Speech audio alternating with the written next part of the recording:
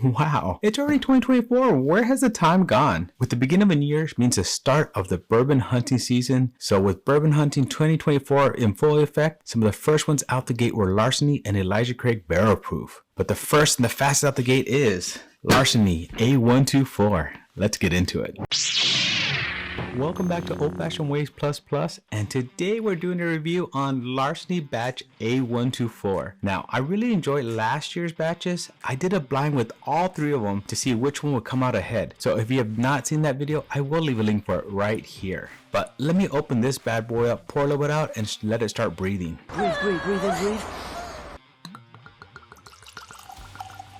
Now, if you're liking this video or liking the videos I'm producing, please click on that like button. Just go right over there and click on that. Also, make sure to click on that subscribe and notification bell. That way you'll miss out on any upcoming videos. Now, because I'm doing a review, I will also be sharing, because sharing is caring. This is the way.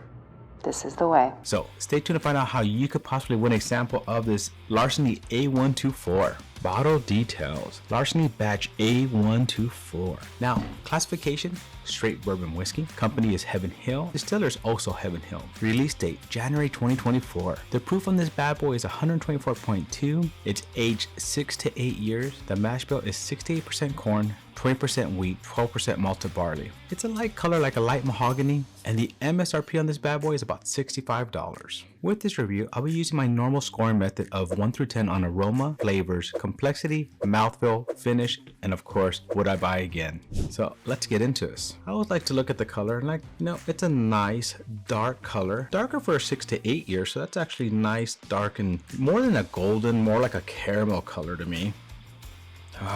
That nose actually smells really good. You know, you get the normal oak and, like spice.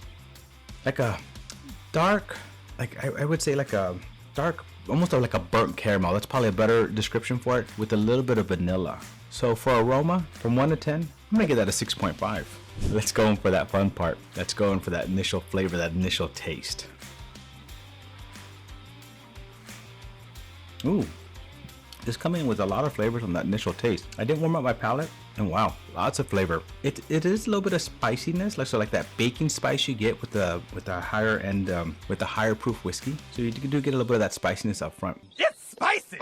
Now, then it starts really coating, right? I'm starting to taste this in the front and the mid palate. I know I'll get more flavors when I go to the second part, but you do get that initial taste of vanilla and that caramel, that burnt caramel I was smelling. I do taste that as well, but it is very, very spicy, very spice forward. So for the initial taste, I'm gonna give that a 6. Now, I always like the complexity. I like to come into the second one because a lot of times when you get that second drink, you get to taste a lot more of those flavors. So let's go in for that. Still very spicy up front. Even though my mouth acclimated, it was still pretty spicy. So very spice forward, it really is. Burnt caramel just nice in that middle there. And you kind of get a little bit, now I'm tasting a little bit of a nutty flavor. This one's got some nuttiness. More like a hazelnut, almost like if you added chocolates, it could easily be a candy bar. So you get that vanilla with the nutty taste. So for complexity, I'm gonna give that a 6. Now mouthfeel, let's see how this feels on the mouth. There's a nice oil taste, and I didn't really look in the beginning, but it does stick to the glass and it does stick to the mouth as well. I taste most of my spiciness up front and kind of that sweetness, burnt caramel in the middle. Not a lot flavor towards the back. It does hold pretty well, so I do like the way it stays. And there's a tiny bit of, like a little bit of chocolatiness in there. Chocolate?